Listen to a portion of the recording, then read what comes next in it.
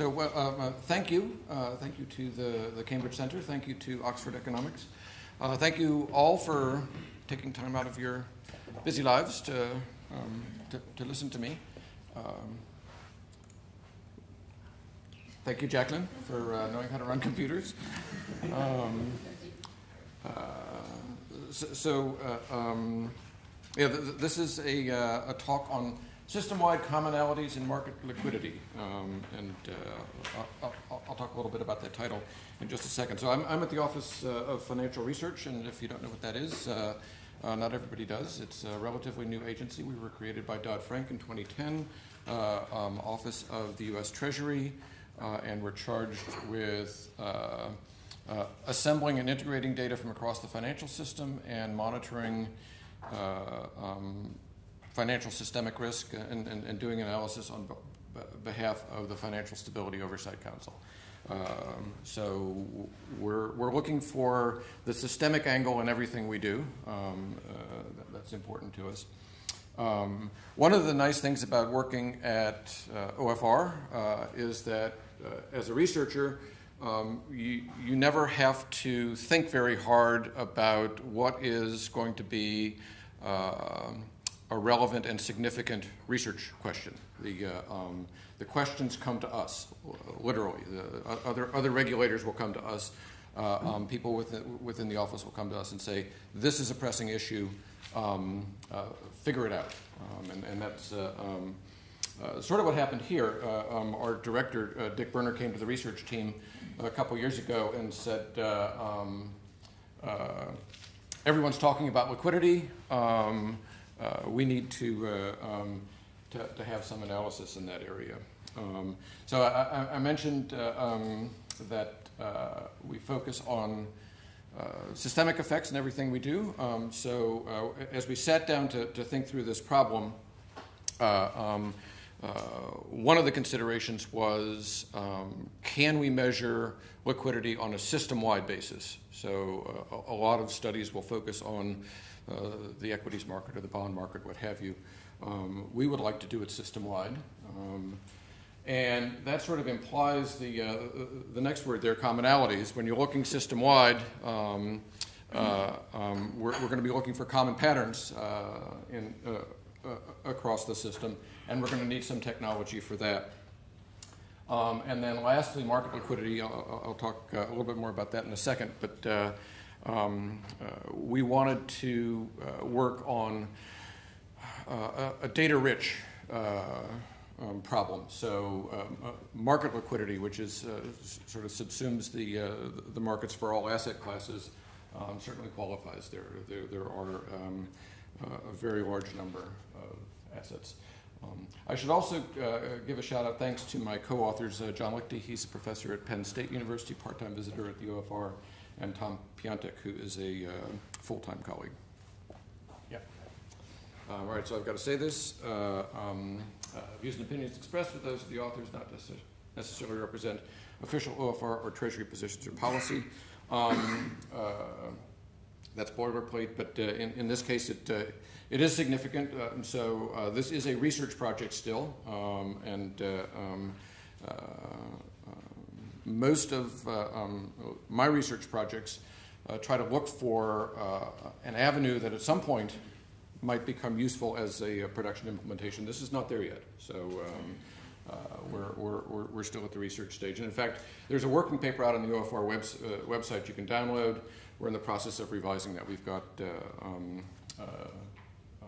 we got rejected by a journal, but we got some meaty comments, and we're revising those in. All right. Liquidity measurement. Why do we care? I said that the relevant questions come to us. This one should be mostly familiar to the folks in this room. Liquidity is basically about converting your assets to cash and doing it in a relatively cost-efficient way. And in line with the themes of this workshop, there is this systemic aspect to liquidity. So well, first of all, we're mostly not interested in liquidity per se. We're interested in illiquidity, the times when things go wrong. And there's this catastrophic aspect or element in illiquidity episodes that I think the basic problem is that you can't default just a little bit. So if I owe money to everybody in this room and I default to Danny, first of all, everyone else is going to go on high alert. But more importantly, that's probably going to trigger cross-default clauses in all these other contracts. And so being a little bit in default is like being a little bit pregnant. It's hard to maintain that boundary. And so we see these illiquidity episodes. They're partly cause and partly effect of market stress. But there's almost always some element of illiquidity in a stress event. And understanding the dynamics is, we think, going to be really useful. We're not alone in that. So one of the things I did starting out, I said, well, if I'm going to study liquidity, I should go read all the key papers on this. Well, it's not possible. It is physically, not humanly possible to read every paper that's been written on liquidity. There are just far too many. Journal of Financial Economics, basically every issue has at least one paper there. We've been reading them piecemeal. But one of the things, or three of the things that come out of that literature are these three challenges. And I think it's why it's such an attractive topic for economists, is that it's a really hard problem. So it's latent. You don't get to see illiquidity typically until it's upon you. It's nonlinear, so when it happens, the market dynamics can change pretty radically, and it's very difficult to extrapolate from looking at small price impact effects to what is going to happen on a larger scale. And it's emergent, so it is a system-level property. So the liquid markets tend to attract more participation. Illiquid markets tend to scare participants away. So there's a network effect there, and the whole is more than the sum of the parts. This picture is our rendition of Adrian and Brunemeyer's market liquidity and funding liquidity paper, and it'll give you a sense of the structure of the rest of the talk. There are a lot of moving parts in this talk, so I'm going to sort of skim over the high points with pictures, but you can download the working paper and get the details. All right, what Adrian and Brunemeyer do is they make a distinction between market liquidity and funding liquidity. And it's based on the role of intermediary institutions, big banks typically, in the process. So on the left-hand side here, you've got all these markets, and this is an extensible list. That's a key point. And you've got these financial institutions in the middle that participate in those markets. And then in the back end, on their treasury desks work to in the wholesale funding markets to fund the institutions on a daily basis. And then way over here on the far right-hand margin, you have the central banks and the other backstop liquidity providers that can come in an emergency. We're not going to worry about them so much. But in looking at systemic liquidity, most folks have focused on the wholesale funding markets, and for good reason. So what the intermediaries do basically, well, they intermediate, but they aggregate up supply and demand in all of these smaller markets into large wholesale transactions. And because finance is, at a first approximation, a zero-sum game, if you look across all these markets, anytime somebody makes a profit, there's somebody else making a loss. But if it all gets intermediated through some set of institutions, then at the back end, those markets should balance out as well. And on any given day, whichever bank has an excess of cash should be able to find a counterparty that's short, and it all just works out, except when it doesn't, and that's when we have a liquidity event, right? So I mentioned that most folks have focused on this because that is where the system comes together, and you can look at things like the TED spread, that's been a popular one, as a measure of liquidity. But we took the tack that it might be useful to look over here. And the reason being that there are a relative handful of wholesale funding markets. If you scoped it widely, you'd have maybe 20. Over here, if you counted every individual stock or bond as a separate market, you would have tens of thousands of markets. So our idea was that in all these data series, obviously there's some dimensionality reduction that can go on, and we'll do some of that, but that there might be information in the detailed data that gets lost in the aggregation to the wholesale data. And so we're gonna work over here and try to put together a framework that allows us in a consistent way to measure liquidity in each of these markets and then aggregate it up. So we'll start with equities, corporate bonds, and a couple of commodity futures contracts, oil, WTI futures, and VIX futures. But the idea is that if we build an extensible framework, this will be a natural extension point, and we can start adding markets later on. Okay. So one of the questions that we've gotten repeatedly is, why don't you use, so we're going to use a measure of liquidity that Pete Kyle and Anna Obasheva have developed recently. They call market invariant price impact. And that's the one we're going to use. That's actually the heavy black line that you see down here. But folks have asked us, why are you using this newfangled thing? Why don't you use the old-fashioned market liquidity measures that Grandma and Grandpa used to use?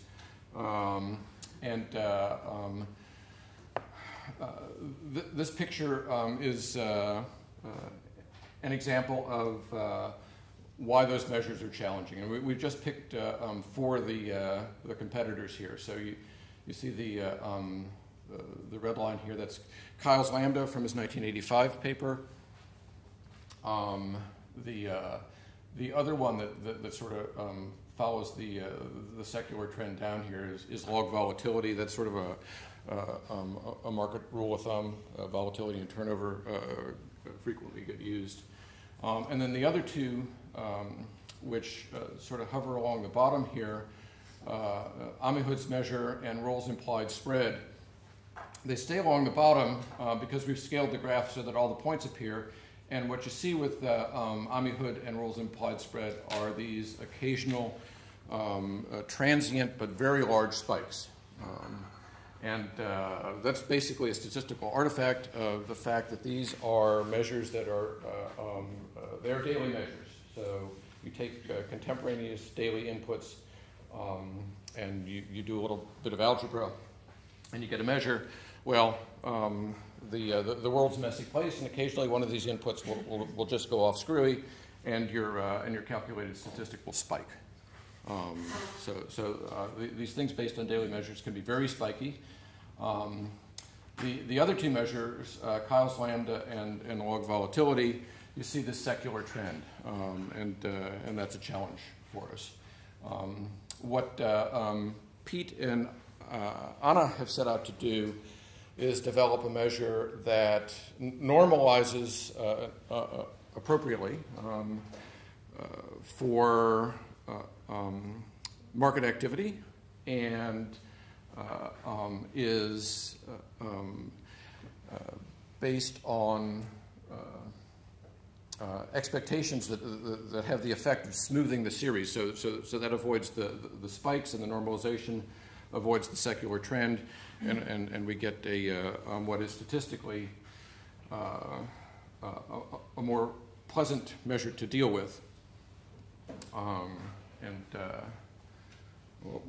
We'll see how it fits in here. So this is just a table of summary statistics. You see the secular trend in log volatility and cos lambda show up in relatively high standard deviation numbers, and the spikiness for the Amihud and rules measures show up in very large kurtoses.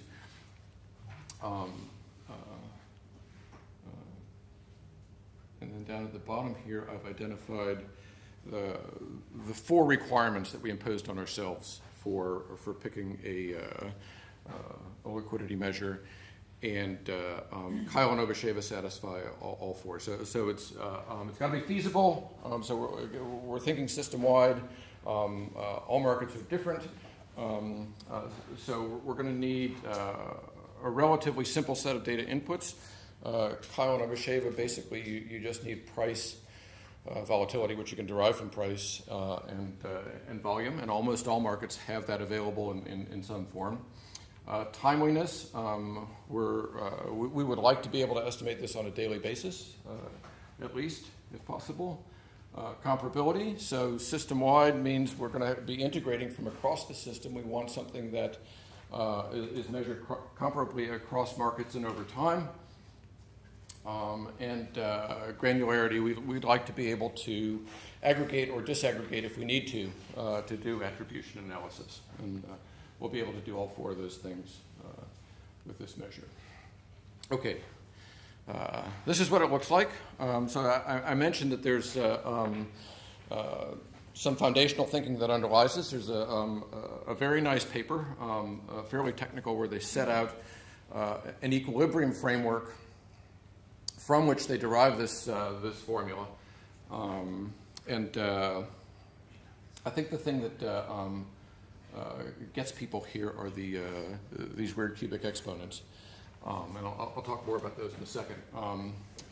From our perspective, though, we're not really worried so much about the theoretical foundations. They're great to have.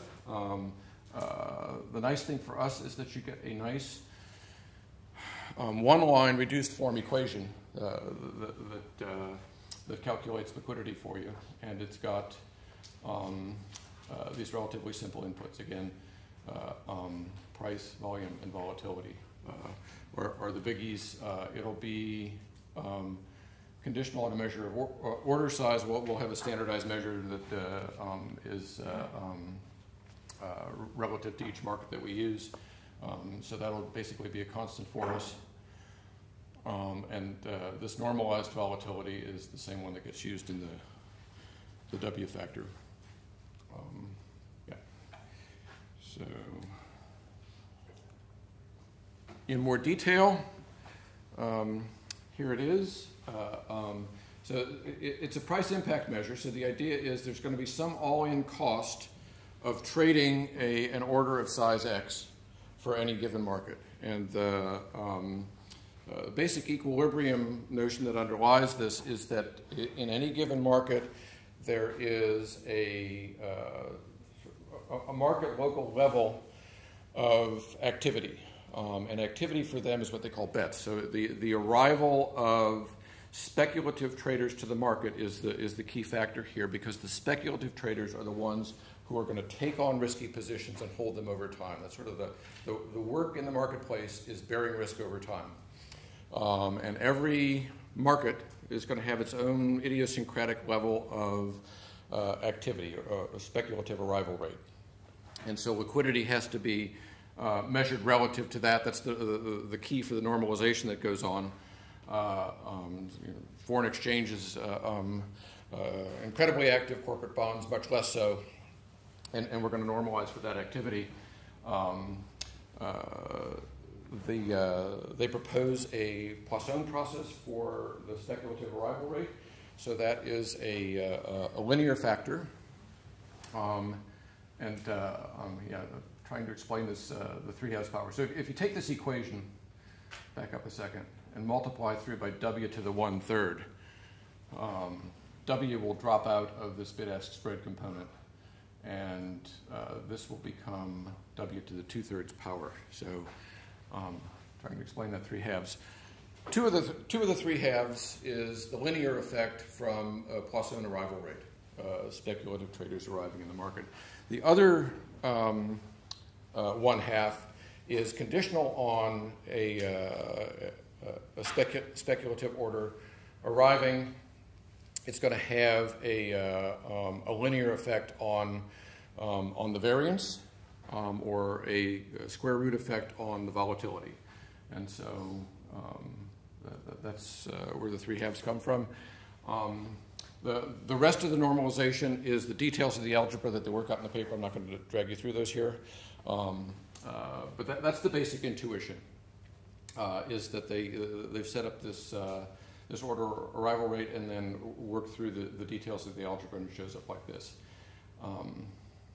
Kappa 1 and kappa 0 are coefficients that are not determined by the theory, so those have to be estimated, and they've done an estimation, and we just use their values for kappa 1 and kappa 0.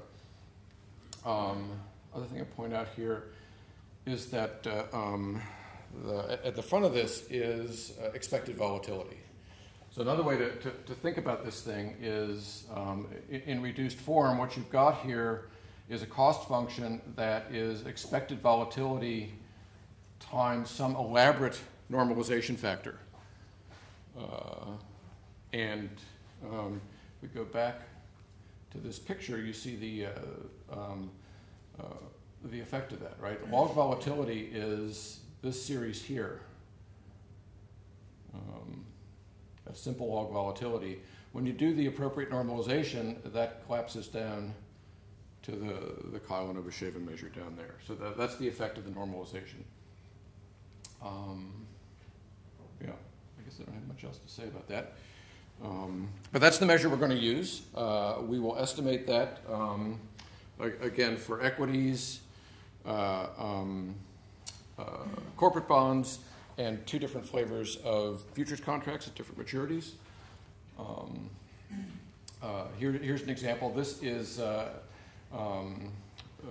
so this is CRISP SIC6. So those are financial equities. We've basically taken average prices and total volume for financial sector equities. The blue line there is the estimated Kyle-Novoshev measure, and that's over a 10-year period starting in 2004. So you see the crisis right in the middle of that. So a big spike in price impact there. What we're going to do, given, so we calculate this for the various markets, and we're going to now look for latent structure in this time series. And so we're going to fit a hidden Markov chain to this, and that is what the green line is. Turns out, so when you run these models, this is John's expertise, but the number of states is endogenous. You'll let the data tell you what the appropriate number of states should be. Turns out that when we ran it on our data for almost all of our series, so we did some aggregation on the equities and the bonds by industry type, and we ended up with 33 series overall. Out of the 33 series, almost all of them wanted to be 3 states. Okay, so what you get is a high liquidity state, which is sort of the routine state of affairs. The markets are functioning well. In the crisis, you get the opposite extreme. Things go bad. And then you need typically just one more state in the middle to handle the nonlinearity in the response. And that's enough. We had 2 series that wanted to be 2 states, and we said, well, you can have a 3rd state for free, just don't use it. And then we had 1 series that wanted to be 4 states, and we said, you're not popular enough to be different. You're going to be 3 states, because it's sort of a practical judgment call. So we're using 3 states across the board here, and we have a lot more pictures like this, but they all have a similar flavor. All right, when you estimate the hidden Markov chain, it's going to identify that there are 3 states for every series, and it's going to assign for every day in the data a probability that that market is in each of the 3 states.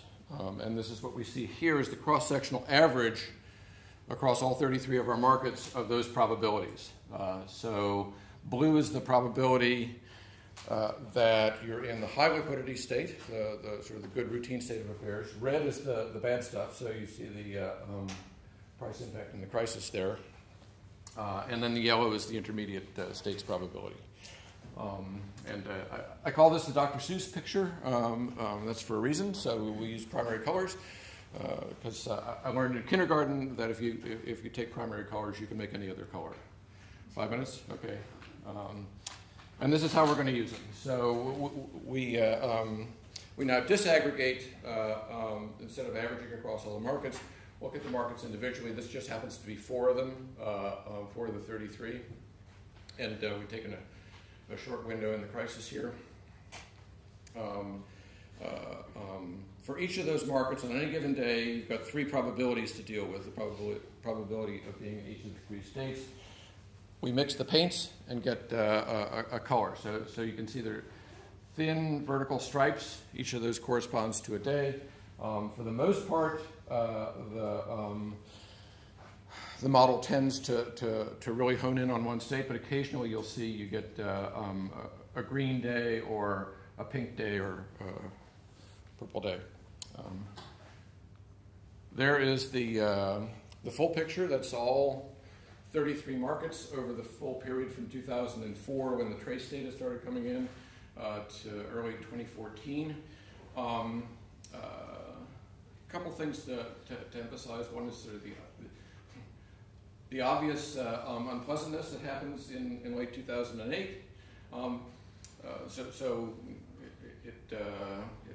The liquidity measures are working. The other thing, though, that was comforting to us is that there's a considerable amount of cross-sectional variation here. So we're hopeful that with that cross-sectional variation, we'll get some additional explanatory power out of this, that there will be more to this than if we had just looked at the TED spread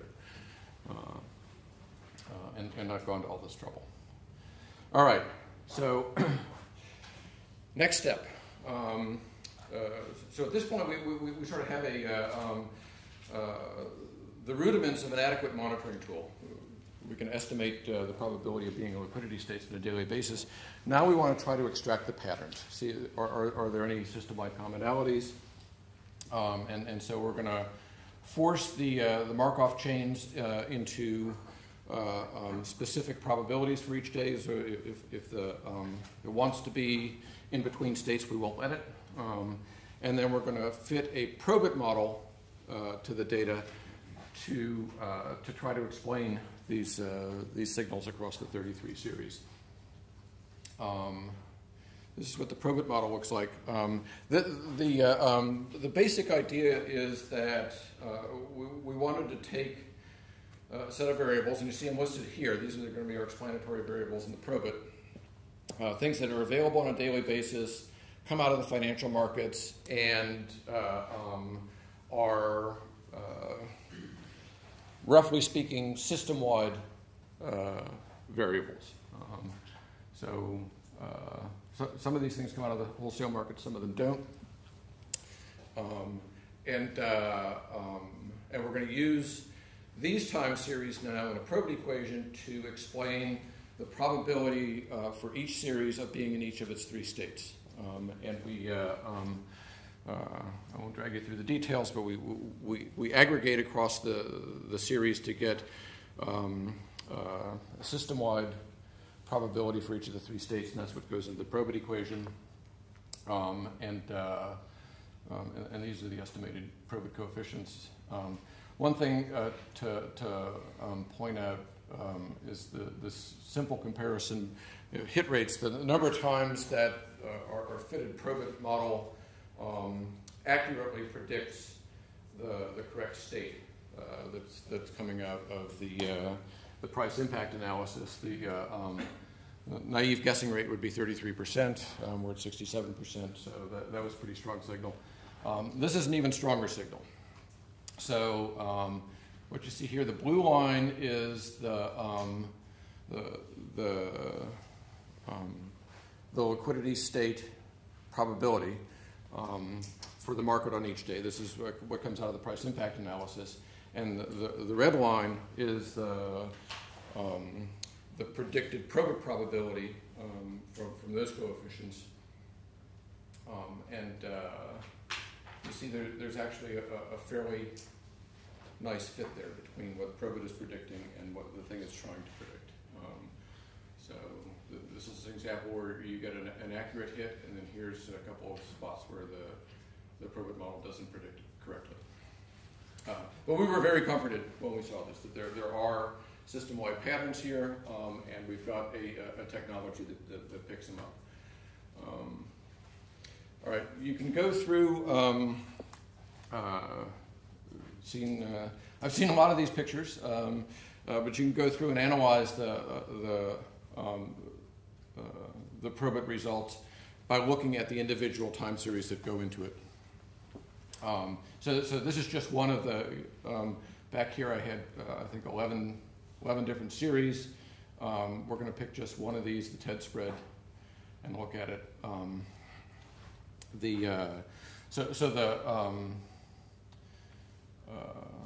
The blue line here is the TED spread over time, so you can see it most cleanly in this bottom one.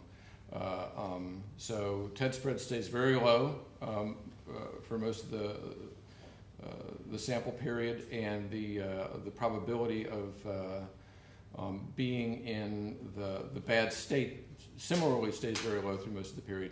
This juncture is August of 2007, when Paribas couldn't price their MBS, and you see the TED spread jumps up a bit there, and then this next jump here is Lehman, and at that point the probability of being in the bad state jumps with it.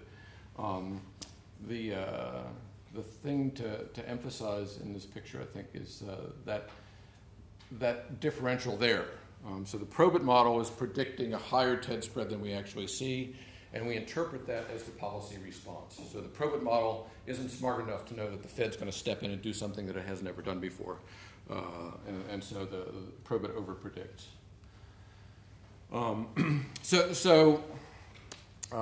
At this point, we were ready to stop. But about a year ago, we presented at an OFR conference, and our discussant, Thomas Peltonen, said, this is great. It would be really nice if you could predict liquidity, though. Interesting point. So as financial economists, we thought, well, that's silly. It's financial markets. You can't predict anything. And it turns out not to be quite true. So because we're not trying to predict prices here, mind you, we're trying to predict liquidity. So there's no market efficiency argument about liquidity. Turns out, let me jump over this slide since I'm running out of time. There's a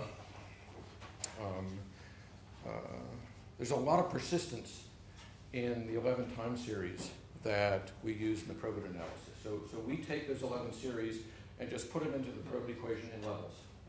Okay. We do a little bit of normalization by standard deviation, but it's basically in levels. So those series are very persistent over time. So if you know what the level of the probit variables are today, you've got a pretty good idea where they're going to be tomorrow and a week from now. And that's basically what's going on here. Is you can use that persistence to do not just one step ahead liquidity prediction, you can do it a couple weeks ahead. So these are pictures for what we did was we fitted the probit equation through April of 2007. That's right, no, June 2007. We fit it through June 2007 and then froze those coefficients there. So we're not going to let the coefficients change. We don't want them to somehow be contaminated by the crisis in ways we don't understand. But then we're just going to roll that estimation forward using those coefficients and the updated data. The other thing we're doing here is we're using the probit now not to predict contemporaneous liquidity, but to predict the liquidity states 15 days in advance. And one of the things that happens is when you get 15 days out, the probit model, all of the local noise sort of goes away, and it really tends to one state or another, and that's what you see here is, let me jump one more slide. This is data set combined bonds and equities. We didn't use the futures in this.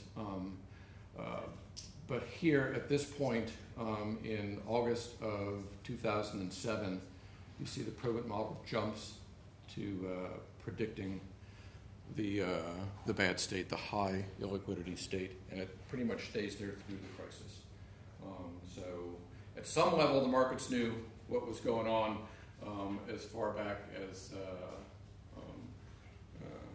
August of 2007, and it wasn't really realized until,